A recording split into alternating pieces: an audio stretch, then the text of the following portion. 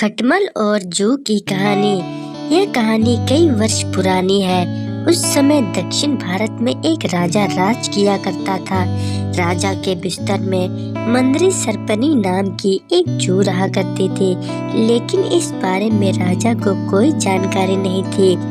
हर रात जब राजा गहरी नींद में सो जाता तो जू अपने घर से बाहर निकलती, बड़े चाव से पेट भरकर राजा का खून चूसती और दोबारा जाकर छिप जाती। एक दिन ना जाने कहां से उस राजा के बिस्तर में अग्निमुख नामक एक खटमल भी घुस आया। जब जू ने उसे देखा तो उसे बहुत गुस्सा आया कि उसके इलाके में एक खटमल घुस आया है। जू उसके पास गई और उससे तुरंत वापस चले जाने को कहा। इस पर खटमल बोला, अरे जू बहना, इस तरह का व्यवहार तो कोई अपने दुश्मन के साथ भी नहीं करता। मैं बहुत दूर से आया हूँ और सिर्फ एक रात तुम्हारे घर रुककर आराम करना चाहता हूँ। कृपया मुझे यहाँ रुकने दो। खटमल की बातें सुनकर जू का दिल पिघल गया।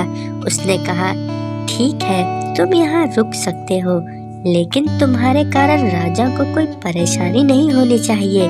तुम राजा के आसपास भी नहीं जाओगे। जू बहन, मैं बहुत दूर से आया हूँ और बहुत भूखा हूँ। वैसे भी हर रोज कहाँ राजा का मीठा खून पीने का मौका मिलता है। कृपया मुझे आज रात राजा के खून का स्वाद चखने का मौका दे दो। खटमल ने विनती करते हुए कहा। जू खटमल की बातों में आ गई और उसने उसे राजा का खून चूसने की इजाजत दे दी।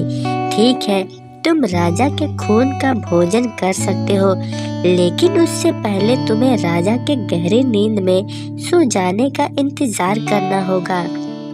जब तक राजा पूरी तरह सो नहीं जाता, तब तक तुम उसे नहीं काट सकते। जू ने कहा। इस पर खटमल ने हाँ कर दिया और दोनों रात होने का इंतजार करने लगे।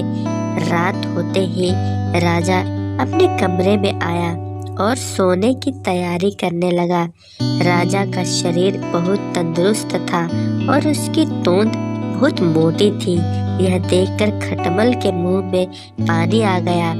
जैसे ही राजा बिस्तर पर आकर लेटा, खटमल ने न आव देखा न ताव और सीधे जाकर राजा की मोटी तोंद पर जोर से काट लिया और फिर दौड़कर पलंग के नीचे छिप गया। राजा दर्द के मारे चीख उठा और तुरंत अपने सिपाहियों को कमरे में बुला लिया। राजा ने सिपाहियों को आदेश दिया, सिपाहियों, इस बिस्तर में जरूर कोई खटमल या जू है, उसे तुरंत ढूंढो और मार डालो।